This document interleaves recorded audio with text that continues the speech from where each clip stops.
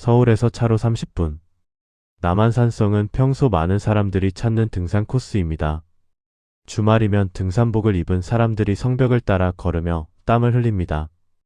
맑은 공기를 마시고 정상에 올라 서울 시내를 내려다보며 사진을 찍습니다.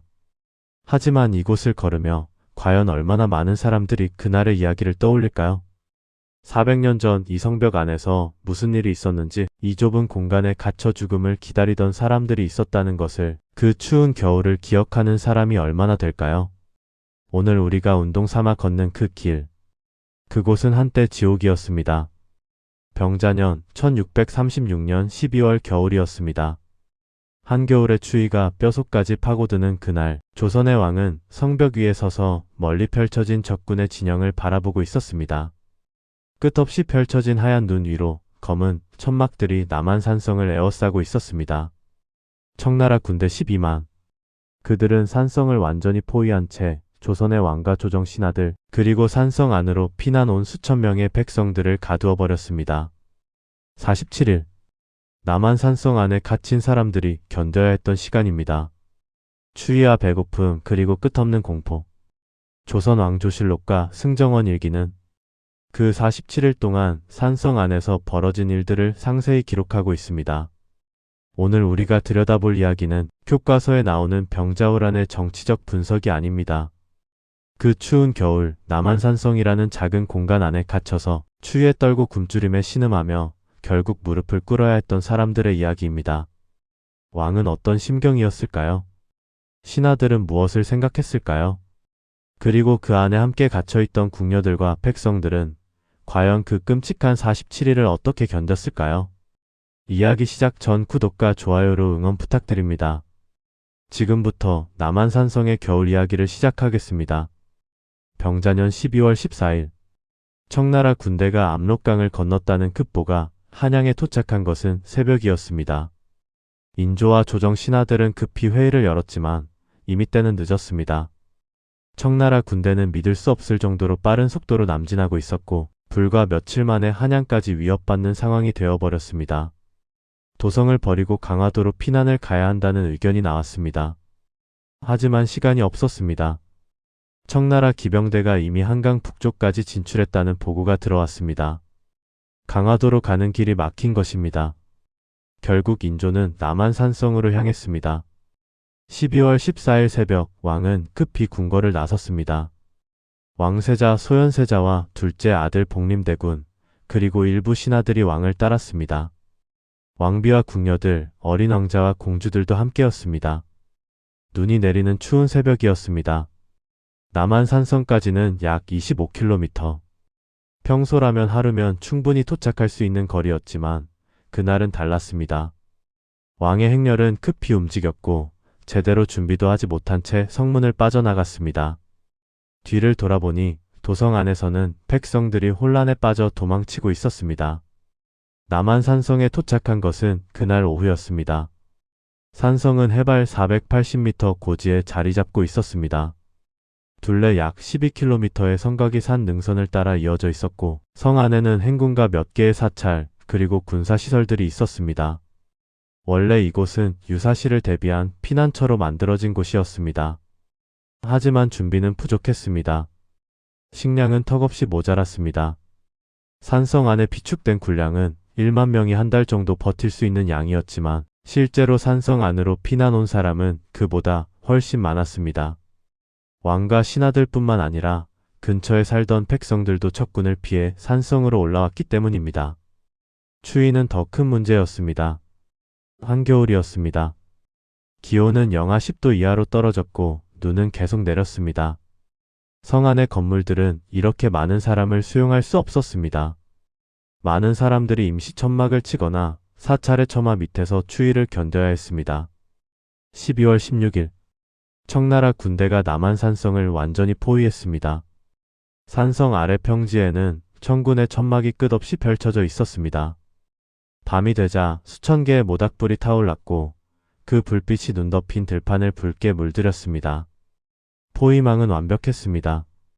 산성에서 내려가는 모든 길이 막혔습니다. 외부로 나가려는 시도는 모두 실패했습니다. 승정원 일기는 이렇게 기록하고 있습니다. 적의 군사가 사방을 에워싸고 있어 한 마리 새도 빠져나갈 수 없는 형편이라고 했습니다. 인조는 성벽 위에 서서 적진을 바라보았습니다. 저 아래 평지에는 12만 명의 적군이 있었습니다. 기병, 보병, 그리고 무서운 화포들. 청나라는 명나라와의 전쟁에서 승리하며 강력한 군사력을 자랑하던 나라였습니다. 조선의 군대는 그들의 상대가 되지 못했습니다. 왕은 무엇을 생각했을까요? 겨우 47년 전 임진왜란 때 선조는 의주까지 피난을 갔었습니다. 하지만 지금 인조는 한양에서 불과 25km 떨어진 이 작은 산성에 갇혀 있었습니다. 도망칠 곳도 구원군을 기대할 곳도 없었습니다. 밤이 되었습니다. 산성 안 사람들은 추위와 공포 속에서 첫날 밤을 보냈습니다. 창밖으로는 끝없이 눈이 내렸고 멀리 적진의 불빛이 보였습니다. 그리고 모두가 알고 있었습니다. 이것은 시작일 뿐이라는 것을. 남한산성의 겨울은 가혹했습니다. 해발 480m 고지에 위치한 산성은 바람이 매서웠습니다. 산을 타고 올라오는 찬바람은 성벽 사이를 비집고 들어와 사람들의 옷속까지 파고들었습니다. 한겨울 산속의 추위는 도성에서 느끼는 것과는 차원이 달랐습니다. 행궁은 좁았습니다. 원래 행궁은 왕이 잠시 머물기 위한 임시 거처였습니다. 평상시에는 관리만 최소한으로 배치되어 있었고 건물들도 제대로 관리되지 않았습니다. 갑작스럽게 왕과 왕세자 그리고 수많은 신하들이 몰려들자 공간이 부족했습니다. 왕비와 궁녀들은 더욱 힘든 상황이었습니다. 여성들을 위한 별도의 처소가 충분하지 않았습니다. 승정원 일기의 기록을 보면 왕비와 세자빈 그리고 수십 명의 궁녀들이 좁은 방 몇 개에 나뉘어 지내야 했다고 합니다. 평소 궁궐에서는 각자의 처소가 있었지만 여기서는 여러 명이 한 방에 모여 지내야 했습니다. 난방은 제대로 되지 않았습니다. 온도를 데우려면 땔감이 필요했지만 산성 안의 나무는 빠르게 바닥났습니다. 포위가 시작된 지 며칠 만에 산성 근처의 나무들은 모두 잘려나갔습니다. 사람들은 추위를 견디기 위해 무엇이든 태웠습니다.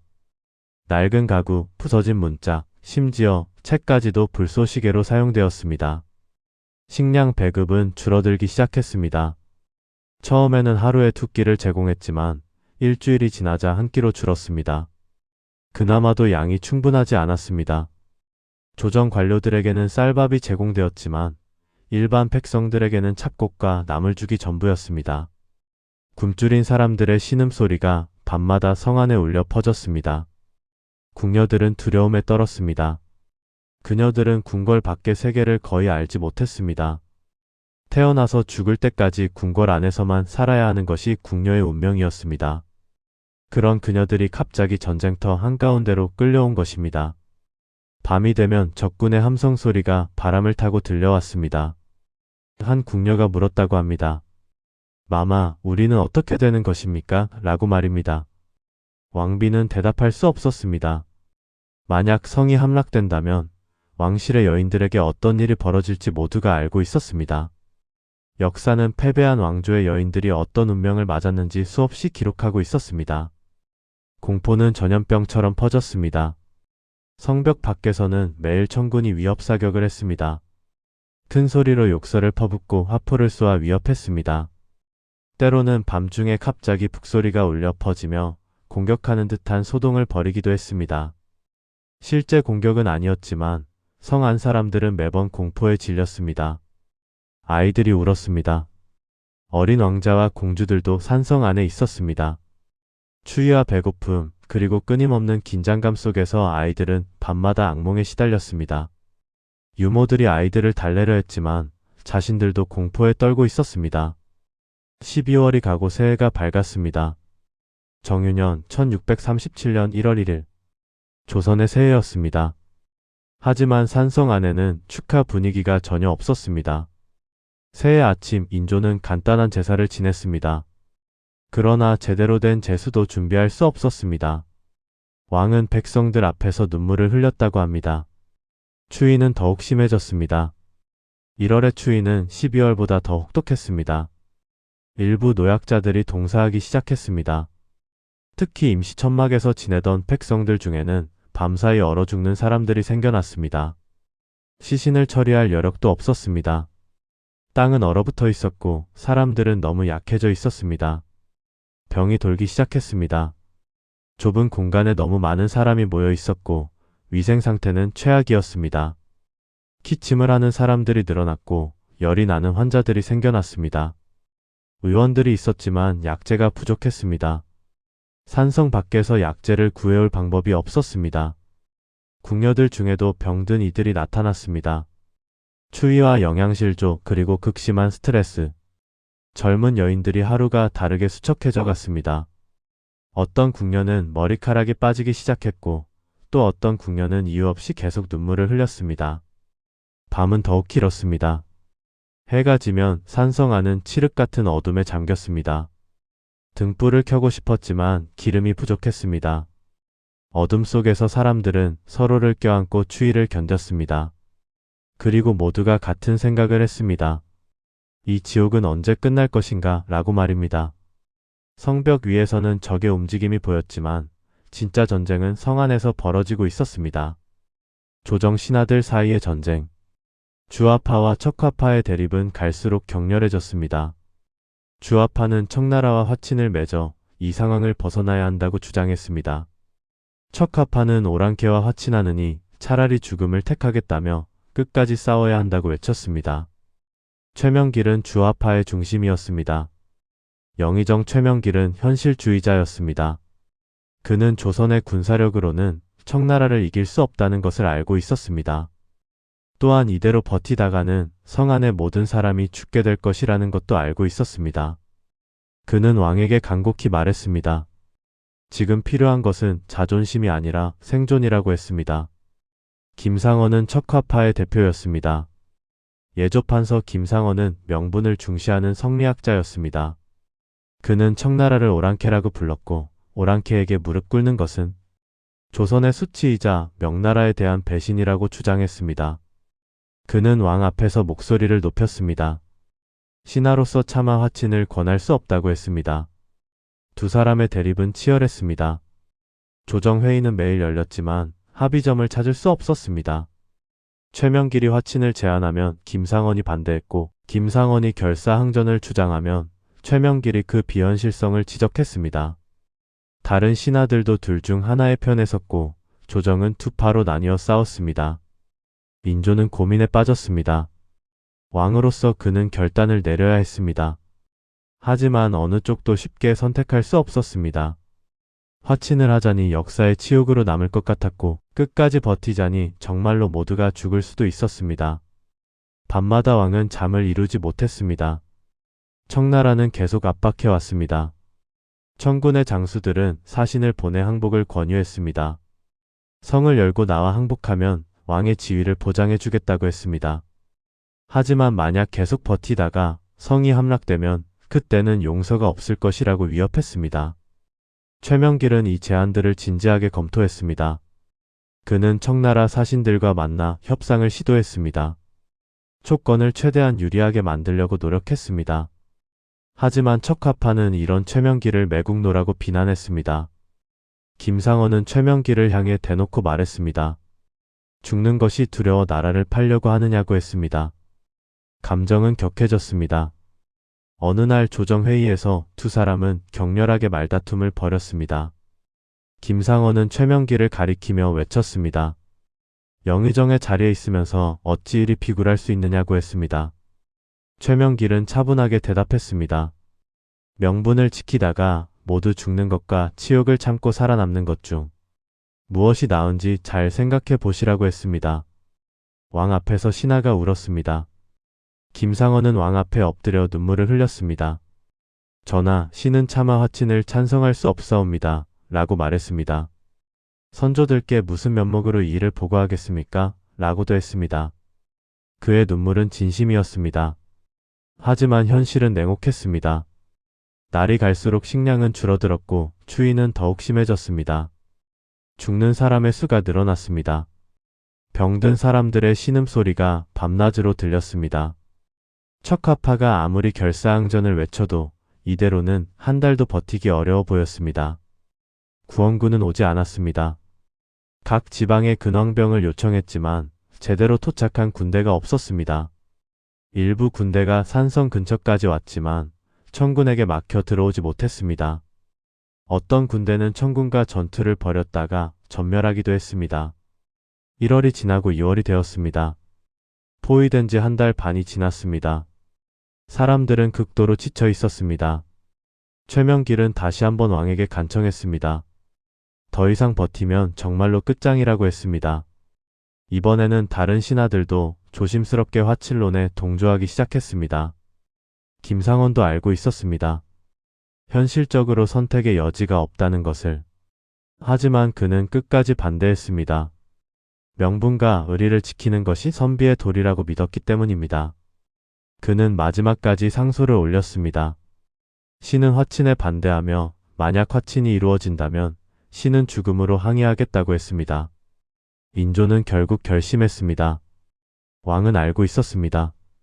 이제 더 이상 미룰 수 없다는 것을. 47일 동안 버텼지만 이것이 한계였습니다. 2월 22일 인조는 청나라의 항복 의사를 전달했습니다. 조정회의장은 침묵에 잠겼습니다. 항복 조건은 가혹했습니다. 청나라는 여러 가지 요구사항을 제시했습니다. 조선은 청나라를 상국으로 섬기고 명나라와 관계를 끊어야 했습니다. 막대한 배상금과 조공을 바쳐야 했습니다. 그리고 무엇보다도 왕자들을 인질로 보내야 했습니다. 소현세자와 복림대군. 인조의 두 아들입니다. 소현세자는 당시 31세로 이미 성인이었고 3명의 아들을 둔 아버지였습니다. 복림대군은 23세의 청년이었습니다. 청나라는 이 두 왕자를 심양으로 데려가겠다고 했습니다. 인조는 거부할 수 없었습니다. 아들을 적국의 인질로 보낸다는 것, 게다가 왕세자를 보낸다는 것은 왕으로서 견디기 어려운 일이었습니다. 하지만 거부하면 항복이 성립되지 않았고 그러면 산성 안의 모든 사람이 위험에 처했습니다. 왕은 고개를 끄덕일 수밖에 없었습니다. 세자비는 절규했다고 합니다. 강씨 세자비는 남편이 멀리 심양으로 끌려간다는 소식을 듣고 기절했습니다. 정신을 차린 후에도 계속 울었습니다. 세 아들은 어떻게 하느냐고, 아이들은 아버지 없이 어떻게 자라느냐고 물었습니다. 하지만 아무도 대답할 수 없었습니다. 소현세자는 담담했습니다. 그는 왕자로 태어난 순간부터 이런 날이 올 수도 있다는 것을 알고 있었던 것처럼 보였습니다. 조선 왕조실록의 기록을 보면 세자는 아버지 앞에서 조용히 말했습니다. 소자가 가겠사옵니다 라고 했습니다. 전하께서는 너무 근심하지 마시옵소서 라고도 했습니다. 복림대군은 눈물을 참았습니다. 23세의 청년이었습니다. 그는 형이 가는데 자신만 남을 수 없다고 말했습니다. 두 형제는 서로를 바라보며 고개를 끄덕였습니다. 그들은 알고 있었습니다. 이것이 왕자의 운명이라는 것을, 나라를 위해 희생해야 한다는 것을 말입니다. 출발 전날 밤이었습니다. 인조는 두 아들을 불렀습니다. 좁은 방에서 세 사람은 마주 앉았습니다. 왕은 말을 잇지 못했습니다. 무슨 말을 해야 할지 몰랐습니다. 아버지로서 그리고 왕으로서 아들들을 적국에 보내야 하는 자신이 너무도 무력하게 느껴졌습니다. 소현세자가 먼저 말했습니다. 아바마마, 소자는 괜찮사옵니다 라고 했습니다. 나라를 위한 일이니 기꺼이 가겠다고 했습니다. 복림대군도 고개를 끄덕였습니다. 두 아들의 의연한 모습에 인조는 더 이상 눈물을 참을 수 없었습니다. 다음 날 아침이었습니다. 눈이 내리고 있었습니다. 소현세자와 복림대군은 간단히 짐을 꾸렸습니다. 많은 것을 가져갈 수 없었습니다. 청군이 허락한 것은 최소한의 옷가지와 개인 물품뿐이었습니다. 왕자들은 가족들과 작별했습니다. 세자비는 남편을 붙잡고 울었습니다. 어린 아들들은 아버지의 옷자락을 잡고 놓지 않았습니다. 복림대군의 아내도 눈물을 흘렸습니다. 긴 이별의 시간이었습니다. 산성문이 열렸습니다. 47일 만에 처음으로 성문이 열렸습니다. 청군 병사들이 들어와 왕자들을 맞았습니다. 그들은 예의 바르게 행동했지만 이것이 명백히 인질호송이라는 것을 모두가 알고 있었습니다. 왕자들은 말에 올랐습니다. 그들은 성문을 나서며 뒤를 돌아보았습니다. 성벽 위에는 아버지 인조가 서 있었습니다. 왕은 두 아들의 모습이 사라질 때까지 그 자리에 서 있었습니다. 눈이 계속 내렸고 왕의 어깨 위에 하얀 눈이 쌓여갔습니다. 심양까지는 먼 길이었습니다. 1000리가 넘는 거리를 한겨울에 걸어가야 했습니다. 왕자들은 천군의 감시를 받으며 북쪽으로 향했습니다. 조선을 떠나 압록강을 건너고 만주 벌판을 지나 마침내 청나라의 수도 심양에 도착했습니다. 그곳에서의 생활은 고달팠습니다. 표면적으로는 귀빈 대접을 받았지만 실제로는 감시와 통제 속에서 살아야 했습니다. 언제든 조선이 청나라를 배신하면 왕자들의 목숨이 위험해질 수 있었습니다. 그들은 매일 조심스럽게 살아야 했습니다. 소현세자는 심양에서 8년을 보냈습니다. 그 8년 동안 그는 아내와 아이들을 그리워했습니다. 조선의 소식을 듣고 싶어 했습니다. 하지만 자유롭게 편지를 주고받을 수도 없었습니다. 그는 인질로서의 삶을 견뎌야 했습니다. 1645년 병자호란이 끝난 지 8년 만에 소현세자는 조선으로 돌아왔습니다. 하지만 돌아온 지 2달 만에 갑자기 세상을 떠났습니다. 그의 죽음에는 많은 의문이 남아 있습니다. 일부 역사가들은 인조가 세자를 독살했다고 주장하기도 합니다. 복림대군은 결국 왕이 되었습니다. 형 소현세자가 죽고 1649년 인조가 승하하자 복림대군이 왕위에 올랐습니다. 그가 바로 효종입니다. 하지만 그도 심양에서의 8년을 평생 잊을 수 없었습니다. 그 굴욕의 기억이 그를 북벌론으로 이끌었다고 합니다. 남한산성에서 시작된 비극. 그 결말은 이렇게 두 왕자의 인생을 송두리째 바꾸어 놓았습니다. 왕자들만 고통받은 것이 아니었습니다. 남한산성 주변에 살던 수많은 백성들도 이 전쟁의 희생자였습니다. 천군이 남진하자 근처 마을의 백성들은 모두 도망쳐야 했습니다. 어떤 이들은 산속으로 숨었고 어떤 이들은 산성 안으로 피난했으며 또 어떤 이들은 도망치지 못하고 그대로 남았습니다. 도망치지 못한 사람들의 운명은 비참했습니다. 천군은 조선 전역을 휩쓸며 약탈과 방화를 자행했습니다. 승정원 일기와 각종 기록을 보면 천군이 지나간 마을에서는 끔찍한 일들이 벌어졌습니다. 남자들은 살해당하거나 포로로 끌려갔고 여자들은 더욱 참혹한 운명을 맞았습니다. 조선 여인들이 끌려갔습니다. 천군은 조선의 젊은 여자들을 대거 잡아갔습니다. 그 수가 수만 명에 이르렀다고 합니다. 그녀들은 포로가 되어 만주로 끌려가 노예로 팔렸습니다. 어떤 이는 청나라 군인의 첩이 되었고 어떤 이는 귀족의 집하녀가 되었습니다. 환양녀. 전쟁이 끝나고 몇 년 후 포로로 끌려갔던 일부 여인들이 조선으로 돌아왔습니다. 하지만 조선 사회는 그녀들을 받아들이지 않았습니다. 오랑캐에게 더럽혀진 여자라며 손가락질했습니다. 남편들은 아내를 버렸고 가족들은 그녀들을 외면했습니다. 어떤 여인은 자결을 택했습니다. 조선으로 돌아왔지만 가족에게 거부당하자 스스로 목숨을 끊은 여인들이 있었습니다. 역사 기록에는 그녀들의 이름조차 제대로 남아있지 않습니다. 다만 환양녀라는 낙인만이 그녀들의 존재를 증명할 뿐입니다. 아이들도 끌려갔습니다. 천군은 조선의 어린아이들도 잡아갔습니다. 특히 10대 소년소녀들이 많이 끌려갔습니다. 그들은 만주에서 노예로 팔렸고 부모는 평생 자식을 다시 보지 못했습니다. 어떤 부모는 자식을 숨기려다가 천군에게 살해당하기도 했습니다. 산성 안으로 피난 온 백성들의 삶도 지옥이었습니다. 식량 배급은 관료들부터 먼저 이루어졌고 일반 백성들은 가장 나중이었습니다. 굶주린 백성들은 풀뿌리를 캐서 먹었고 나무 껍질을 벗겨 씹었습니다. 일부는 굶어 죽었고 일부는 병들어 죽었습니다. 시신을 처리할 수 없었습니다. 추운 겨울이었지만 그래도 시신은 부패하기 시작했습니다. 산성 안에 시신을 묻을 공간이 부족했고 사람들은 시신을 성벽 밖으로 던져버릴 수밖에 없었습니다. 성 아래에는 시신들이 쌓여갔습니다. 전염병이 돌았습니다. 열악한 위생 상태와 영양실조로 인해 전염병이 퍼졌습니다. 기침, 설사, 고열. 한 사람이 병에 걸리면 주변 사람들도 함께 감염되었습니다. 의원들이 있었지만 약이 부족했고 환자를 격리할 공간도 없었습니다. 포위가 끝나고 성문이 열렸을 때 살아남은 백성들은 비틀거리며 성 밖으로 나왔습니다. 47일 만에 보는 바깥 세상이었습니다. 하지만 그들이 돌아갈 집은 이미 불타거나 약탈당한 후였습니다. 마을은 폐허가 되어 있었고 가족들은 흩어졌습니다. 전쟁의 상흔은 오래 남았습니다.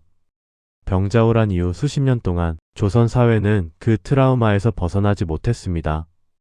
끌려간 가족을 기다리는 사람들, 가족을 잃고 혼자 남은 사람들, 환양열하는 낙인에 고통받는 여인들. 전쟁은 끝났지만 고통은 계속되었습니다. 역사 기록은 주로 왕과 신하들의 이야기를 다룹니다. 하지만 진짜 희생자는 이름 없는 백성들이었습니다. 그들의 이야기는 대부분 기록되지 않았습니다.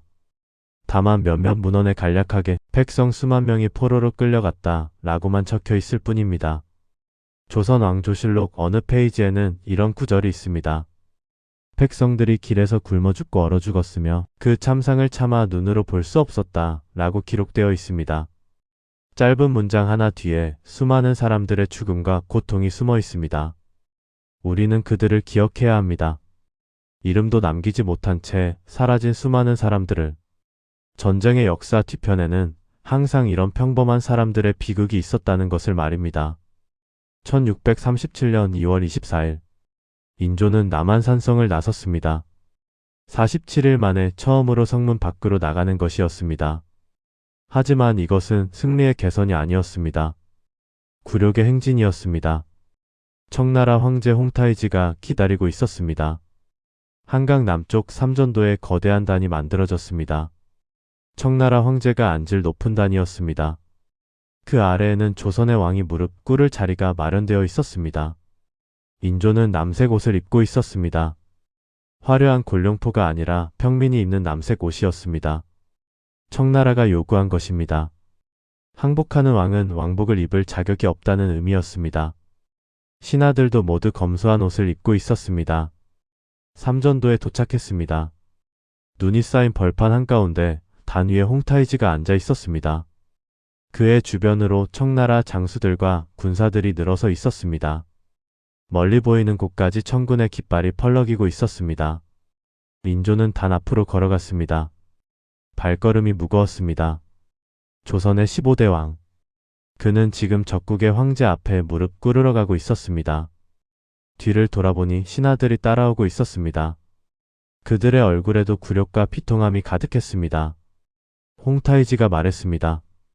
조선의 왕은 무릎을 꿇고 309고두례를 행하라 라고 명령했습니다. 309고두례. 3번 절하고 각각의 절에서 3번씩 머리를 조아리는 예법입니다. 총 9번 머리를 땅에 조아려야 하는 것입니다. 인조는 무릎을 꿇었습니다. 왕이 적국 황제 앞에 무릎을 꿇었습니다. 주변의 신하들도 함께 무릎을 꿇었습니다. 침묵이 흘렀습니다. 오직 바람 소리만 들렸습니다. 첫 번째 절. 인조는 허리를 굽혀 절을 했습니다. 그리고 이마를 땅에 대었습니다. 한 번, 두 번, 세 번.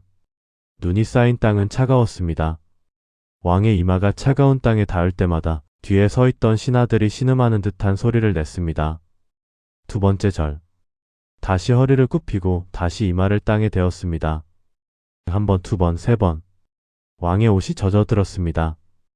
눈이 녹은 물인지 아니면 왕의 눈물인지 알 수 없었습니다. 세 번째 절. 마지막 절이었습니다. 인조는 다시 한번 허리를 굽혔습니다. 이마를 땅에 대었습니다. 한 번, 두 번, 세 번. 총 9번의 고두가 끝났습니다. 김상원이 울고 있었습니다. 척화파의 대표였던 그는 이 광경을 견딜 수 없었습니다. 그는 왕 뒤에 무릎 꿇고 있었지만 눈물을 멈출 수 없었습니다. 신하로서 왕이 이런 굴욕을 당하는 것을 보는 것이 얼마나 고통스러운 일인지 그 누구보다 잘 알고 있었습니다. 최명길은 침묵했습니다. 주화파의 대표였던 그는 표정 없는 얼굴로 서 있었습니다. 그는 이것이 불가피한 선택이었다고 생각했습니다. 하지만 가슴 한편으로는 자신이 권했던 이 화친이 이토록 참담한 결과를 낳을 줄은 몰랐습니다. 의식은 계속되었습니다. 인조는 항복 문서에 서명해야 했습니다. 조선은 청나라의 신하국이 된다는 내용, 명나라와의 관계를 끊는다는 내용, 막대한 조공을 바친다는 내용.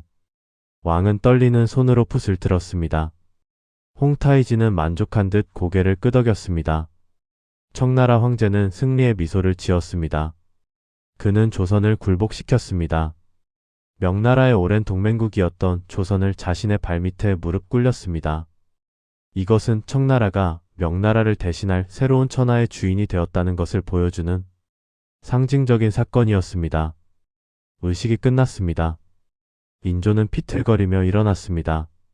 무릎이 저렸고 온몸에 힘이 없었습니다. 신하들이 왕을 부축했습니다. 그들은 조용히 그 자리를 떠났습니다. 뒤돌아보지 않았습니다. 한양으로 돌아가는 길. 왕과 신하들은 말없이 걸었습니다. 무슨 말을 해야 할지 몰랐습니다. 오늘 일어난 일을 어떻게 설명해야 할지, 후세에 어떻게 기록될지 생각만 해도 부끄러웠습니다. 삼전도에는 비석이 세워졌습니다. 청나라는 이 승리를 기념하기 위해 큰 비석을 세웠습니다. 그 비석에는 조선이 청나라에 항복한 일이 상세히 기록되었습니다. 조선 사람들은 그 비석을 지나칠 때마다 고개를 돌렸습니다. 차마 똑바로 볼 수 없었습니다. 이 비석은 오랫동안 그 자리에 서 있었습니다. 200년이 넘는 세월 동안 삼전도 비석은 조선의 굴욕을 상기시켰습니다. 선비들은 이 비석을 치욕비라고 불렀습니다. 일부는 밤중에 몰래 가서 비석을 깨뜨리려고 시도하기도 했습니다. 하지만 비석은 너무 컸고 쉽게 부서지지 않았습니다. 인조는 이후 16년을 더 살았습니다. 하지만 그는 평생 삼전도의 그날을 잊을 수 없었습니다. 밤마다 악몽에 시달렸다고 합니다. 꿈속에서 그는 계속해서 무릎을 꿇고 머리를 조아렸습니다. 9번의 고두가 끝없이 반복되는 악몽이었습니다. 신하들도 마찬가지였습니다. 김상원은 이후 벼슬을 그만두고 향리로 내려가 은둔 생활을 했습니다. 그는 평생 삼전도의 일을 글로 남겼고 청나라에 대한 폭수를 꿈꿨습니다. 최명길은 계속 조정에서 일했지만 평생 매국노라는 비난을 들어야 했습니다. 역사는 이 사건을 병자호란의 종결로 기록했습니다. 하지만 진짜 이야기는 그 이후에도 계속되었습니다. 심양으로 끌려간 왕자들의 고난, 포로로 잡혀간 수만 명의 백성들, 환양녀로 돌아와 평생 손가락질을 받아야 했던 여인들. 병자호란은 끝났지만 그 상처는 수십 년, 아니 수백 년 동안 조선 사회에 남아 있었습니다. 삼전도의 그 차가운 겨울날, 조선의 왕이 무릎 꿇었던 그 순간은 조선 역사에서 가장 치욕스러운 장면으로 기억되고 있습니다. 남한산성의 47일. 추위와 배고픔, 절망과 공포. 그 안에 갇혀있던 사람들은 매일매일을 견뎌냈습니다. 왕도 신하도 백성도 모두 함께 고통받았습니다. 우리는 흔히 역사를 크게 보려고 합니다. 병자호란, 삼전도의 굴욕, 청나라의 승리. 이런 큰 틀로 역사를 이해하려고 합니다. 하지만 그 큰 틀 안에는 수많은 개인의 이야기들이 숨어 있습니다. 추위에 떨던 궁녀들, 아들을 인질로 보내야 했던 아버지 왕, 끝까지 명분을 지키려 했던 신하, 현실을 받아들일 수밖에 없었던 또 다른 신하, 그리고 이름도 없이 죽어간 수많은 백성들. 역사책은 숫자로 기록합니다. 47일의 포위, 12만 천군, 수만 명의 포로. 하지만 그 숫자 하나하나에는 사람이 있었습니다. 고통받고 두려워하고 울고 견디고 결국 무너진 사람들이 있었습니다. 남한산성은 지금도 그 자리에 있습니다. 서울에서 멀지 않은 곳 여전히 성벽이 남아있고 행궁터가 보존되어 있습니다. 그곳을 방문하면 400년 전 그 추운 겨울을 상상해 볼 수 있습니다. 우리는 역사에서 무엇을 배울까요? 강한 자가 이기고 약한 자가 진다는 냉혹한 현실일까요? 아니면 그런 현실 속에서도 인간이 지켜야 할 무언가가 있다는 것일까요? 명분과 현실 사이에서 고민했던 선조들의 모습에서 우리는 어떤 교훈을 얻을 수 있을까요? 정답은 없습니다. 다만 우리가 할 수 있는 것은 그들의 이야기를 기억하는 것입니다. 잊히지 않도록 이야기하고 다시 생각해보는 것입니다. 오늘 이야기를 들어주셔서 감사합니다. 남한산성의 겨울, 47일의 고통, 그리고 삼전도의 굴욕. 이 이야기가 여러분의 마음에 남아 가끔 돌이켜 생각해보는 계기가 되었으면 합니다. 다음에도 좋은 이야기로 찾아뵙겠습니다. 구독과 좋아요로 응원 부탁드립니다. 감사합니다.